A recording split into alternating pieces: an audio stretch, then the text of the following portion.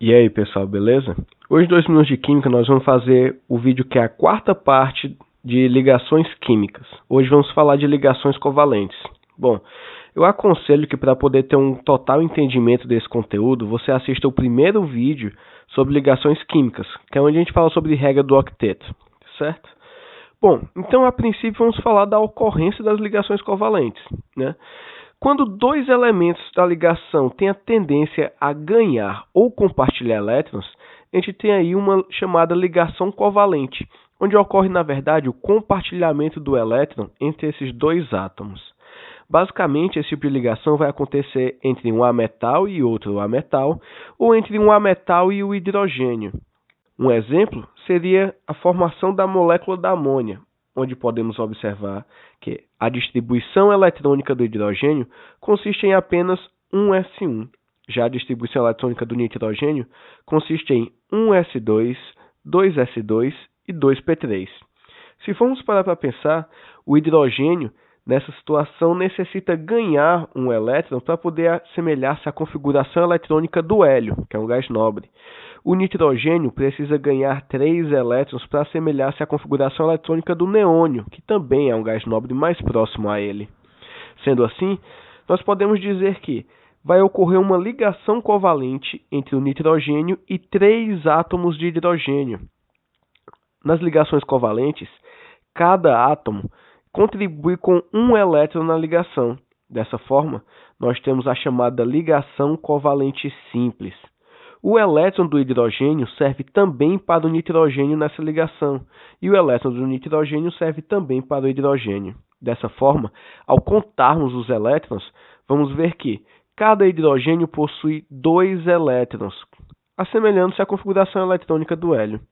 Já o nitrogênio vai possuir 8 elétrons na camada de valência, assemelhando-se assim a um gás nobre. Mas existe ainda uma outra situação que é: o nitrogênio possui 2 elétrons livres, e esses 2 elétrons livres ainda assim podem formar uma ligação química quando interagem com, por exemplo, um hidrogênio positivo, que vai ser um átomo isento de elétrons.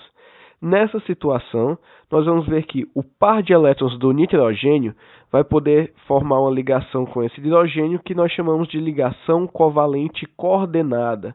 E nesse tipo de ligação covalente, o par de elétrons que forma a ligação tem como origem apenas um dos átomos, e não cada um dos átomos contribui com um elétron como os vimos anteriormente. Podemos representar as ligações covalentes pelas estruturas de Lewis. Nas estruturas de Lewis, cada par de elétron em uma ligação é representado com uma linha. E assim nós podemos analisar as moléculas abaixo, onde vemos que, por exemplo, na formação do Cl2, nós temos uma ligação covalente simples. E assim a linha representa que existe um par de elétrons envolvidos na ligação, assim como no HF, na molécula de água, da amônia e do CH4. Podemos também citar sobre os tipos de ligação covalente, onde quando temos o compartilhamento de apenas um par de elétrons, dizemos que temos uma ligação covalente simples. Quando temos o compartilhamento de 2 pares de elétrons, uma ligação covalente dupla, e o compartilhamento de 3 pares eletrônicos seria uma ligação covalente tripla. Bom, quando falamos dos compostos moleculares, ou aqueles compostos feitos por ligações covalentes, nós temos algo diferente do que observamos anteriormente.